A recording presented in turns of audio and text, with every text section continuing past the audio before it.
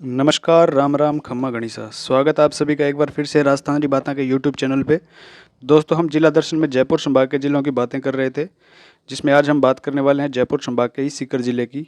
तो चलिए शुरू करते हैं सीकर जिला दर्शन। सबसे पहले हम देखते हैं सीकर के परिवहन विभाग का कोड जो है RJ 23 परिवहन विभाग का कोड है सीकर का। इसके बाद इस जिले के संस्थापक को देखें तो राव दौलत सिंह के द्वारा 1687 ईस्वी में सीकर की स्थापना की गई थी। अब देखते हैं सीकर जिले के उपनाम। तो राजस्थान की हाईटेक सिटी सीकर को कहा जाता है और सीकर को शेखावाटी का हृदय भी कहा जाता है। तो ये हो गए सीकर के उपनाम। अब बात करें इसके प्राचीन नामों की, तो शेखावाटी का प्राचीन नाम था वीरबान का बास।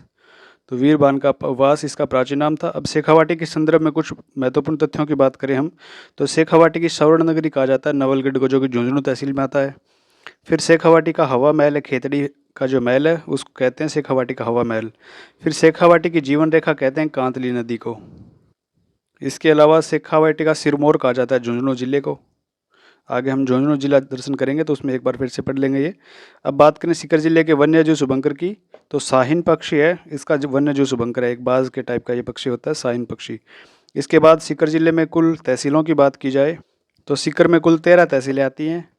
फतेहपुर, रामगढ़, शेखावाटी, लक्ष्मणगढ़, नेछवा, सीकर, धोद, सीकर ग्रामीण, दातारामगढ़, खंडेला, रिंगस, नीम का थाना, पाटन और श्री माधोपुर। इसके बाद सीकर में आने वाले उपखंडों की संख्या 11 है, जैसे कि फतेहपुर, रामगढ़, शेखावाटी, लक्ष्मणगढ़, नेछवा, सीकर, धोद, दातारामगढ़, खंडेला, रिंगस, नीम का थाना और श्री माधोपुर। तो ये 11 उपखंड और 13 तहसीलें होगी सीकर की। अब विधानसभा क्षेत्रों की बात करें तो यहाँ पे 8 विधानसभा क्षेत्र आते हैं, जो कि हैं अपने पास नीम का थाना, लक्ष्मणगढ़, सीकर, श्री माधोपुर, दातारामगढ़, खंडेला, धोद और फतेहपुर। अब स्थलीय सीमा की बात करें तो सीकर जिले की सीमा जयपुर, डीडवाना, कुचामन, चूरू, हनुमानगढ़, कोटपुतली, बहरोड इन जिलों के साथ लगती है और इसके साथ ये इसकी अंतर्राज्यीय सीमा हरियाणा राज्य के साथ भी साझा होती है। तो सीकर की सीमा हरियाणा राज्य के साथ भी साझा होती है। अब ये कोटपुतली, बहरोड और झुंझुनू के बीच का हिस्सा है। यहाँ पे सीकर से इसकी हरियाणा के साथ सीमा साझा होती है। तो ये था सीकर जिले का सामान्य परिचय। अब आगे बढ़ते हैं इसके भौगोलिक परिचय की ओर। परिदृश्य देखते हैं भौगोलिक सीकर का। तो सबसे पहले हम बात करते हैं जलवायु की। तो सीकर में पाई जाती है अर्ध शुष्क प्रकार की जलवायु। अब वैज्ञानिकों के वर्गीकरण के अनुसार इसका जलवायु वर्गीकरण हम देखेंगे मैप की सहायता से। तो आप देखेंगे कोपेन के अनुसार यहाँ पे पाई जाती है, अपना ये सीकर जिला है। तो सीकर में BSHW प्रकार की जलवायु कोपेन के अनुसार मिलेगी आपको। त्रिवार्था के अनुसार अगर आप देखोगे तो त्रिवार्था के अनुसार ये सीकर जिला हो गया और इसमें पाई जाती है BSH प्रकार की जलवायु।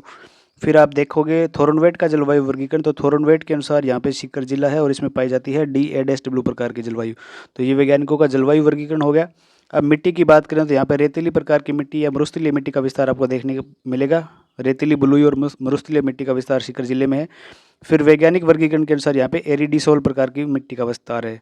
वनस्पति की बात की जाए तो यहाँ पे स्टेपी वनस्पति पाई जाती है। और कृषि क्षेत्र में आप देखना चाहो तो यहाँ पे तरबूज, खरबूजा, टिंडा उत्पादन में ये अपना राजस्थान में अग्रणी स्थान रखने वाला जिला है। इसके बाद बात करें केंद्रीय कृषि विज्ञान केंद्र, केंद्रीय यानी केंद्र सरकार का कृषि विज्ञान केंद्र स्थापित किया गया फतेहपुर सीकर में। जोजोबोया होहोबा की कृषि फार्म भी फतेहपुर में ही है। प्याज की विशिष्ट मंडी रशीदपुरा सीकर मंडी। एक प्याज की मंडी की बात हमने पीछे भी क्लास में की थी, कमेंट करके बताना कि वो कौन से ज़िले में थी। तो ये प्याज की विशिष्ट मंडी कौन से ज़िले में है? रशीदपुरा सीकर में। इसके बाद हम बात करते हैं आगे सीकर में नदियों की। तो यहाँ पे सबसे जो प्रमुख नदी है कांतली नदी।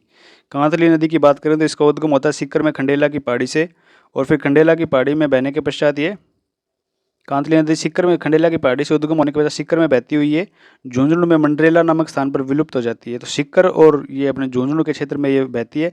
और कांतली नदी के बहाव क्षेत्र को शेखावाटी में क्या कहा जाता है? तोरावाटी। तो ये क्वेश्चन काफ़ी बार पूछा जा चुका है, तोरावाटी कौन सी नदी का बहाव क्षेत्र है? तो ये कांतली नदी का बहाव क्षेत्र है और शेखावाटी क्षेत्र में ये बहने के कारण इसको तोरावाटी क्षेत्र के नाम से भी जाना जाता है। फिर कांतली नदी आंतरिक अपवाह तंत्र की दूसरी सबसे लंबी नदी है और इस नदी की कुल लंबाई कितने किलोमीटर की है? तो इसकी 100 किलोमीटर लंबाई है। इस नदी पर सीकर जिले में गणेश्वर सभ्यता और झुंझुनू में कौन सी सभ्यता स्थल है? सुनारी सभ्यता स्थल। तो ये सभ्यता स्थल भी ध्यान में रखना, कौन सी नदी के किनारे है? दोनों ही एक शेखावाटी क्षेत्र के ये दोनों सभ्यता स्थल कांतली नदी के किनारे हैं। फिर हम आगे बात करें भौगोलिक विशेषताओं में, तो प्राचीन समय में कांतली नदी वर्षा ऋतु में बाढ़ के प्रकोप के लिए जानी जाती थी। तो प्राचीन समय में कांतली नदी में बारिश आती थी तो इस नदी में बाढ़ आ जाता था। कांतली नदी को कांटली भी कहते हैं और मौसमी नदी, इन दो उपनामों से भी जानते हो आप।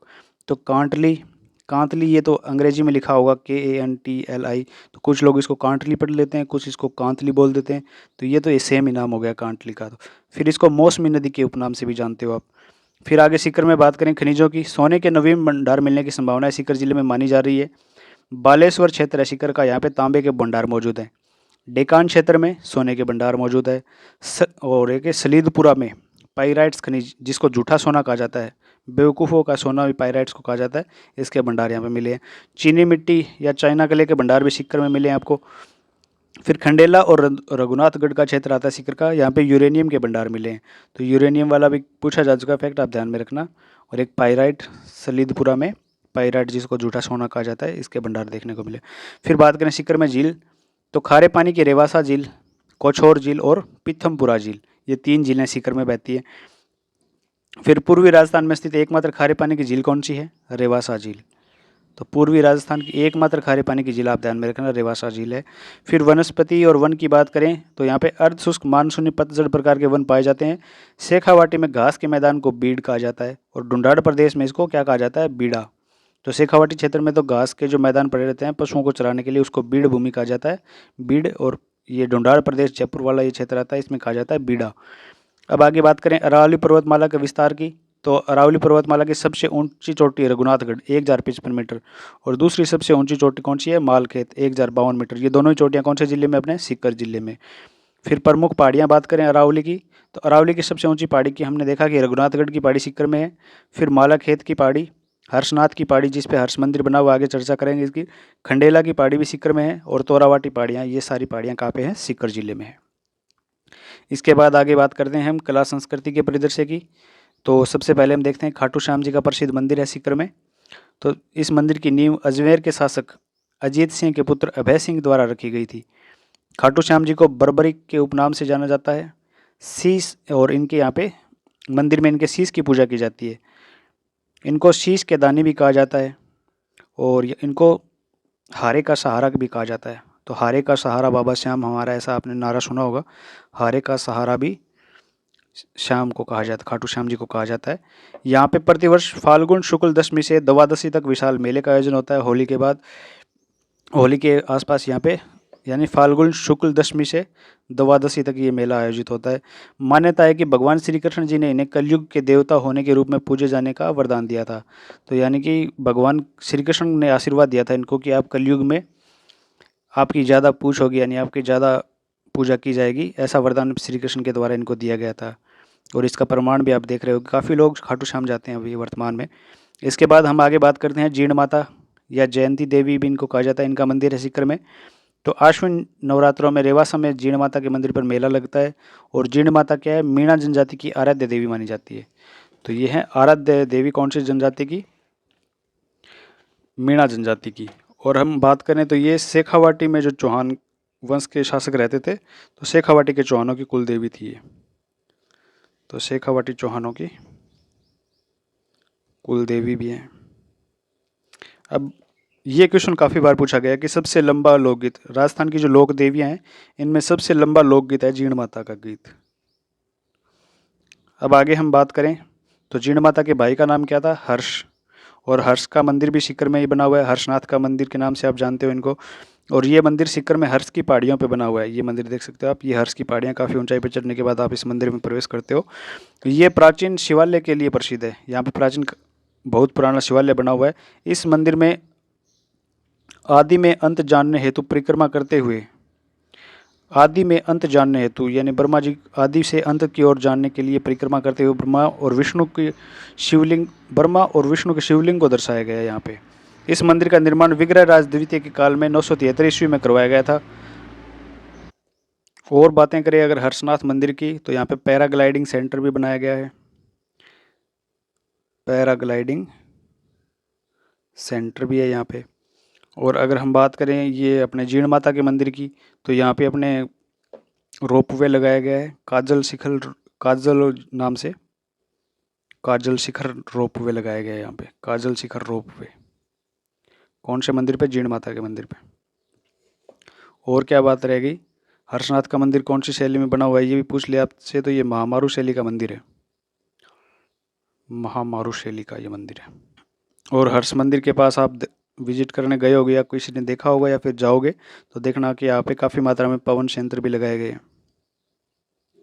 तो पवन संयंत्र भी यहाँ पे लगाए हुए हैं। तो ये था हर्षनाथ का मंदिर। इसके बाद सप्त गौ माता मंदिर, ये रेवासा में जीण माता मंदिर के पास में स्थित है सप्त गौ माता का मंदिर।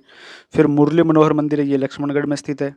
दातारामगढ़ में मंदिर है एक, राव राजा गुमान सिंह के द्वारा ये निर्मित करवाया गया था। एक गोपीनाथ मंदिर है, श्री माधवपुर में स्थित है। फिर हजरत शाह अली मोहम्मद चिश्ती की मज़ार है सीकर में। तो हजरत शाह अली मोहम्मद चिश्ती के मज़ार कौन से ज़िले में है? सीकर में। इसके बाद हम आगे बात करते हैं डूंग जी और जवार जी, लोक देवता के रूप में पूजे जाते हैं। दोनों चाचा भतीजा थे। डूंग जी और जवार जी का जन्म बाठोट पाटोदा गांव सीकर का यहाँ पे हुआ था। शेखावाटी के लोग डूंग जी व जवार जी को लोक देवता के रूप में पूजता है। इनका मुख्य पूजा स्थल है बाठोट पाटोदा सीकर, जहाँ पे इनका जन्म हुआ वहीं पे इनका मुख्य पूजा स्थल है। 1857 की क्रांति के समय इन्होंने नसीराबाद की छावनी को लूटा था और इनको बलजी व भूरजी के उपनाम से भी जाना जाता है। तो इनका उपनाम भी ध्यान में रखना, बलजी और भूरजी। डूंग जी और जवार जी को जानते थे इस उपनाम से। आगे बात करते हैं लक्ष्मणगढ़ के दुर्ग की। तो इस दुर्ग का निर्माण करवाया गया 1862 ईस्वी में राव राजा लक्ष्मण सिंह के द्वारा। बेड़ नामक पहाड़ी पर इस दुर्ग का निर्माण करवाया गया, देख सकते हो आप। और यह दुर्ग जल संरक्षण के लिए निर्मित आगोर के लिए प्रसिद्ध है। यहाँ पे जल संरक्षण के लिए एक आगोर बनाई गई, इसके लिए दुर्ग जाना जाता है। और लक्ष्मणगढ़ की बात की जा रही है तो अब वर्तमान में यहाँ पे मोदी यूनिवर्सिटी फेमस है। पहले तो मोदी कॉलेज होता था ये, लेकिन अब इसको यूनिवर्सिटी के रूप में मान्यता मिल गई है, तो मोदी यूनिवर्सिटी भी है यहाँ पे। ये भी आप ध्यान में रखना, पूछी जा सकती है मोदी यूनिवर्सिटी कौन से जगह पे है, तो सीकर के लक्ष्मणगढ़ में। फिर फतेहपुर दुर्ग, इस दुर्ग की नींव फतेह खां कामखाइनी द्वारा 1453 में रखी गई थी। ये फतेह खां कामखाइनी है चौहान और गोगा जी के वंशज माने जाते हैं। और ये जो फतेहपुर का दुर्ग है ये पठानी शैली का राजस्थान का एकमात्र दुर्ग है ये। तो कौन सी शैली में बना हुआ है ये? पठानी शैली का, लेकिन राजस्थान का एकमात्र है ये। पठानी शैली में एकमात्र ही दुर्ग बनाया गया है राजस्थान में। और क्या फैक्ट है इस दुर्ग के बारे में? वर्तमान में ज़्यादातर फिल्मों की शूटिंग यहीं पे की जा रही है। फिल्म शूटिंग के लिए भी प्रसिद्ध है ये। तो काफ़ी फिल्मों की शूटिंग यहाँ पे फतेहपुर दुर्ग से की गई है। फिर आगे हम बात करें त्रिवेणी धाम की, तो अजीतगढ़ श्री माधोपुर में त्रिवेणी धाम का मेला लगता है। फिर सीकर में प्रमुख हवेलियों की बात करें तो कोडिया हवेली, राठी की हवेली, ताराचंद रुइया की हवेली, खेमका सेठों की हवेली पूछा गया है क्वेश्चन, कन्हैयालाल गोयनका की हवेली ये भी पूछा जा चुका है, कोडिया व राठी की हवेली और बैजनाथ रुई की हवेली, ये सारी हमने पढ़ ली है। कौन से जिले में है? सीकर में। अब हम आगे बढ़ते हुए बात करते हैं गणेश्वर सभ्यता की। गणेश्वर सभ्यता स्थल हमने पढ़ा था कौन सी नदी के किनारे है, तो ये कांतली नदी के किनारे स्थित सभ्यता स्थल है। इसके बाद हम बात करें कौन सी युग का है, तो ये ताम्र युगीन सभ्यता स्थल है। उत्खननकर्ता की बात की जाए तो रतन चंद्र अग्रवाल के द्वारा, यानी RC अग्रवाल आपको देखने को मिलेगा, इनके द्वारा इस सभ्यता स्थल का उत्खनन किया गया। कांतली नदी के किनारे हम पढ़ चुके हैं। गणेश्वर सभ्यता को ताम्र युगीन सभ्यता की जननी कहा जाता है। तो जननी कौन सी सभ्यता स्थल को कहा जाता है? गणेश्वर सभ्यता स्थल को ताम्र युगीन सभ्यता की जननी कहा जाता है। ये बात काफ़ी बार पूछी जा चुकी है, ध्यान में रख लेना। ये सभ्यता स्थल 2800 ईसा पूर्व का माना जाता है। और गणेश्वर सभ्यता स्थल में जो उपकरण प्राप्त हुए उनकी बातें हम करें तो यहाँ पे ताम्र उपकरण, ताम्रकालीन सभ्यता की जननी है, तो जाहिर सी बात है कि यहाँ पे सबसे ज़्यादा तांबे के उपकरण मिलेंगे। तांबे के हथियार, मुद्राएं, यहाँ से मछली पकड़ने के कांटे और ताम्र से विभिन्न प्रकार के आभूषण निर्मित किए हुए मिले हैं। गणेश्वर सभ्यता से पत्थर से निर्मित मकान और बांध के प्रमाण भी मिले हैं। और यहाँ पे काले व नीले रंग के मर्दभांड मिले हैं। तो काले नीले मर्दभांड हो गए एक तो प्रमुख। फिर मकानों का निर्माण ईंटों से न करके यहाँ पे किया गया था, पत्थरों से। फिर मछली पकड़ने के कांटे भी मिले हैं यहाँ से, और तांबे के विभिन्न प्रकार के उपकरण और हथियार मिले हैं। तांबे के यहाँ पे आभूषण भी मिले हैं आपको। गणेश्वर सभ्यता को पुरातत्व का पुष्कर कहा जाता है, तो ये भी काफ़ी बार पूछा जा चुका है। कौन सी सभ्यता स्थल को पुरातत्व का पुष्कर कहा जाता है? तो ये अपने गणेश्वर सभ्यता सीकर का कांसी नदी के किनारे है, कांतली के, और इसका उत्खनन किया गया RC अग्रवाल यानी रतन चंद्र अग्रवाल के द्वारा। अब इसके बाद कुछ वन लाइनर फैक्ट बच जाते हैं सीकर के बारे में, उनकी भी चर्चा कर लेते हैं। सीकर में एक राजकीय संग्रहालय है, रेवासा में स्थित संग्रहालय है, और यहाँ पे हर्ष मंदिर से एकीकृत मूर्तियों का संग्रह किया गया है। इस संग्रहालय के पास माधव सागर तालाब भी स्थित है। फिर श्री सरस्वती पुस्तकालय यहाँ पे बजरंग लाल लोहिया और वासुदेव गोयनका द्वारा 1910 में इसकी स्थापना की गई थी, 1910 में फतेहपुर में। फिर शेखावाटी यूनिवर्सिटी 2012 में सीकर में इसकी स्थापना की गई। और हर्बल पार्क बनाने वाला राजस्थान का एकमात्र विश्वविद्यालय, यानी कौन से विश्वविद्यालय में राजस्थान का एकमात्र हर्बल पार्क बनाया गया है? तो ये भी क्वेश्चन काफ़ी बार चर्चा में रहा है। कि हर्बल पार्क कौन सी यूनिवर्सिटी में, शेखावाटी में। सती प्रथा का अंतिम प्रमाण, ये भी पूछा जा चुका है। राजस्थान में सती प्रथा का अंतिम प्रमाण कहाँ पे है?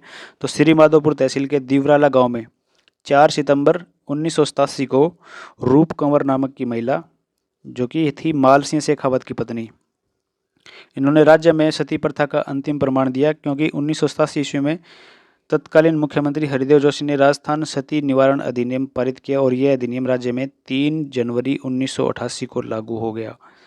तो राजस्थान में सती प्रथा का अंतिम प्रमाण 1987 में आपको देखने को मिला, 4 सितंबर 1987 को। इसके बाद उस समय के मुख्यमंत्री थे हरिदेव जोशी, इन्होंने सती निवारण अधिनियम पारित किया और ये फिर लागू हो गया 1988 से। तो ये भी 2 क्वेश्चन आपके यहाँ से बन जाते हैं। एक तो सती अधिनियम राजस्थान में कब लागू हुआ और अंतिम प्रमाण कहाँ से मिला है? देवराला गांव सीकर से 1987 को। फिर रामनारायण चौधरी किसान आंदोलन से संबंधित है, इनको भी आप पढ़ लोगे कि इनका जन्म हुआ था नीम के थाने में। रामनारायण चौधरी ने बेगू किसान आंदोलन का नेतृत्व किया था।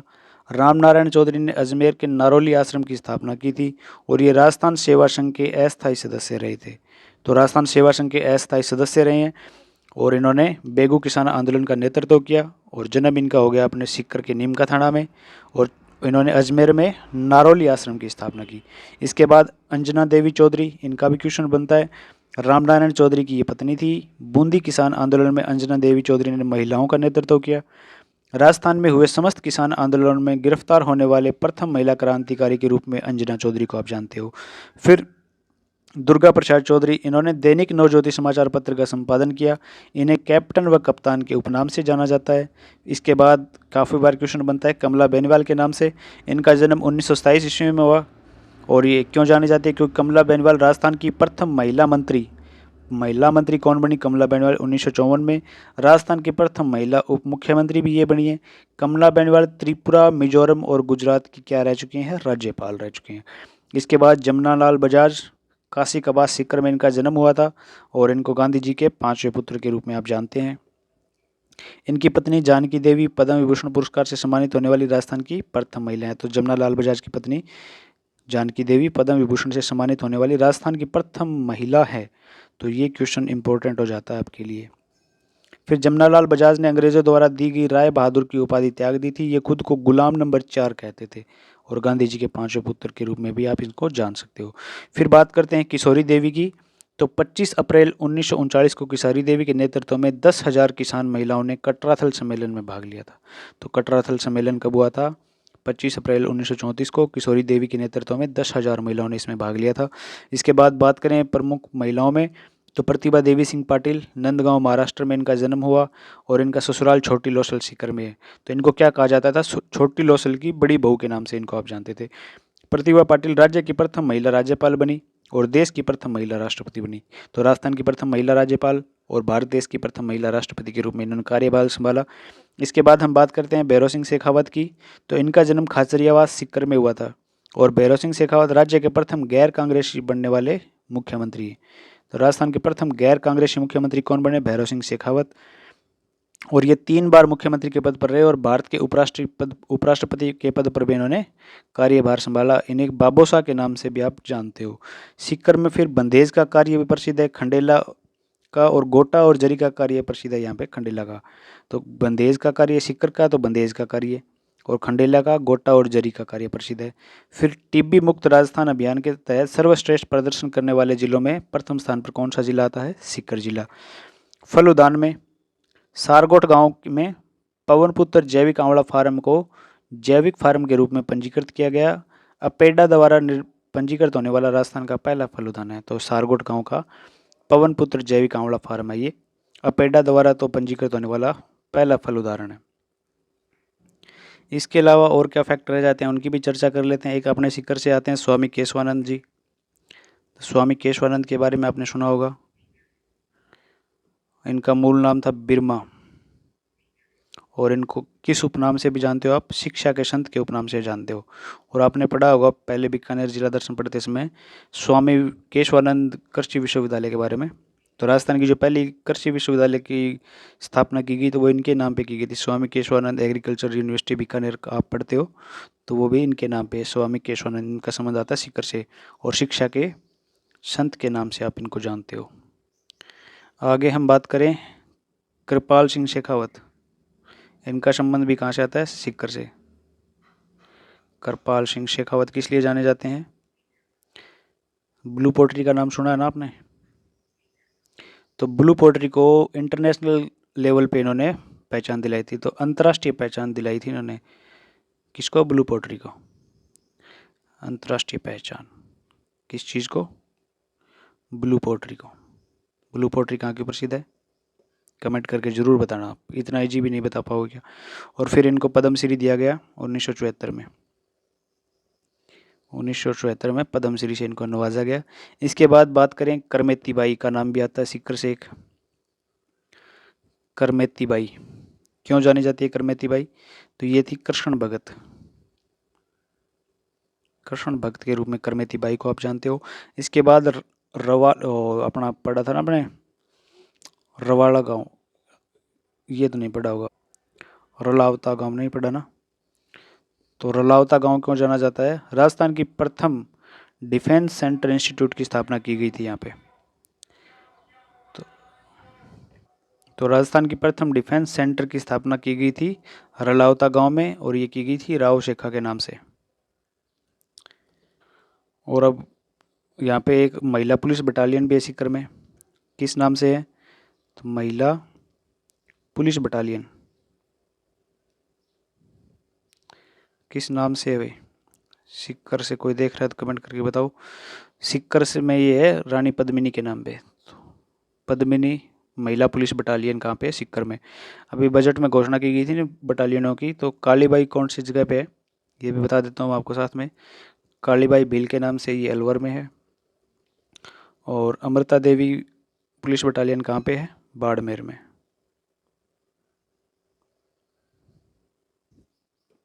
इसके अलावा सीकर में और क्या क्या प्रसिद्ध है? तो शेखावाटी यूनिवर्सिटी की हमने बात कर ली थी सीकर में। 2012 में इस यूनिवर्सिटी को बनाया गया।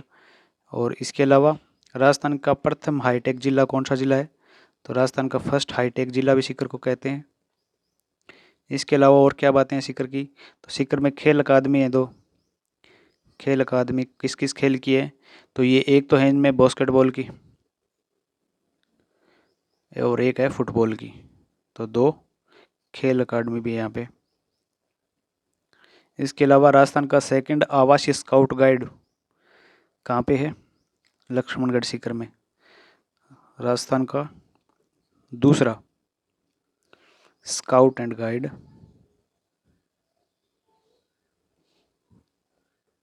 ये भी कैसा? आवासीय स्काउट एंड गाइड। विश्वविद्यालय कहाँ पे है? तो ये अपने हैं अब सीकर के किस? लक्ष्मणगढ़ में। और लक्ष्मणगढ़ में हमने पढ़ा था मोदी कॉलेज भी है लक्ष्मणगढ़ में।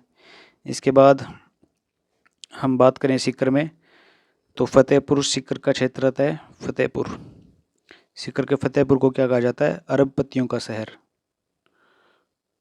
अरबपतियों का शहर के नाम से आप सीकर को जानते हो, सॉरी सीकर के फतेहपुर को जानते हो।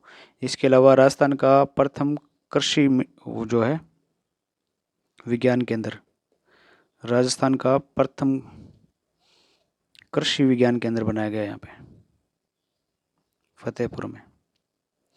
इसके बाद हम बात कर लेते हैं कुछ रहे अपने प्रमुख व्यक्तित्वों की। तो आपने सुना होगा ओम प्रकाश निठारवाल का नाम।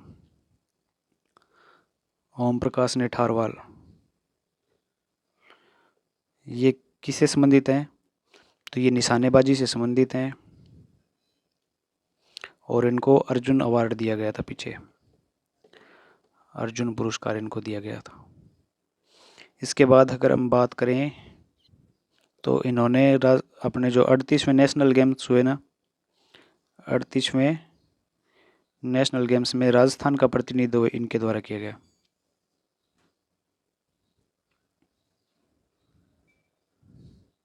इसके बाद हम बात करें प्रमुख व्यक्तित्वों में, तो सरोज गढ़वाल का नाम आता है एक। सरोज गढ़वाल ये है अपने राजस्थान की प्रथम महिला स्काई डाइवर। और राजस्थान की प्रथम महिला स्काई डाइवर। स्काई डाइवर क्या होता है? ऊपर जहाज से अपने कूद के जो पैराशूट के साथ जंप लगाते हैं ना, स्काई डाइवर वो होते हैं। इसके बाद हम बात करें तो बजरंग लाल ताखर भी यहाँ से आते हैं। तो बजरंग लाल ताखर किस खेल से संबंधित हैं? नौकायान से। इसके अलावा सुरेश मिश्रा जी का संबंध यहाँ से आता है, ये कहलाते हैं वॉलीबॉल के टाइगर। तो वॉलीबॉल के टाइगर के नाम से सुरेश मिश्रा को जानते हैं। फिर गौरव अग्रवाल का नाम सुना है क्या आपने? क्यों जाने जाते हैं? तो ये सबसे छोटे आईएएस बने, सबसे छोटी उम्र के आईएएस कौन है? गौरव अग्रवाल। इसके बाद और घटना क्या रह जाती है? कुंदन हत्याकांड। कुंदन हत्याकांड कब हुआ था? 25 अप्रैल 1935 के दिन। तो इसका संबंध भी सीकर से आता है। तो ये सारी बातें हमने मेरे ख्याल से सीकर से कर ली है, जिसमें हमने सीकर के फतेहपुर में बात की कि केंद्रीय कृषि विज्ञान केंद्र है यहाँ पे, और हो बा और जोजोबा जिसको कहते हैं, इसका कृषि फार्म भी यहाँ पे है। फिर हमने बात की कि लक्ष्मणगढ़ में राठी महल है एक, बिनानिया की हवेली भी लक्ष्मणगढ़ में है, सीकर का बंदेज का कार्य, शेखावाटी विश्वविद्यालय, ये सारी बातें हमने कर ली है। इसके बाद नीम का थाना में गणेश्वर सभ्यता भी स्थल है यहाँ पे। श्री माधोपुर में बात की हमने पंसारी की हवेली और सती प्रथा का अंतिम प्रमाण सीकरगढ़ की जो अपने श्री माधोपुर जो सती प्रथा का अंतिम प्रमाण हमको मिलता है, देवराला की सती घटना 4 सितंबर 1987 को हुई, इसकी बात भी हमने कर ली। इसके बाद हम बात करते हैं तो खाटू श्याम जी का मंदिर रिंगस में है। इसके अलावा खंडेला में गोटा उद्योग का कार्य प्रसिद्ध है और कांतली नदी का उद्गम स्थल भी खंडेला से होता है। इसके बाद जीण माता के मंदिर की हमने बात की कि सीकर के दातारामगढ़ तहसील में जीण माता का मंदिर है, रेवासा में आता है ये, हर्षनाथ का मंदिर है इसके पास, इसी के साथ में सप्त गौ माता का मंदिर भी है। तो सारी बातें मेरे हिसाब से सारे इंपॉर्टेंट फैक्ट हमने सीकर के बारे में कवर कर लिए हैं। आशा करता हूँ कि ये क्लास आपके लिए हेल्पफुल साबित होगी। अगर ये थोड़ी भी मेहनत आपको अच्छी लगी हो और क्लास के अंतिम तक इस बात को सुनने के लिए आप पहुँचे हो, तो क्लास को एक बार लाइक कर देना ताकि हमें भी हौसला बने और अच्छा कंटेंट आपको दिया जा सके। अगर चैनल पे नए हो तो इसको सब्सक्राइब कर लेना, क्योंकि पूरा कंटेंट आपको यहाँ पे मिलता रहेगा। वीडियो देखने के लिए आपका बहुत बहुत धन्यवाद। मिलते हैं अगली क्लास में अपने जयपुर संभाग के अंतिम यानी कि झुंझुनू जिले के साथ। तब तक के लिए जय राजस्थान।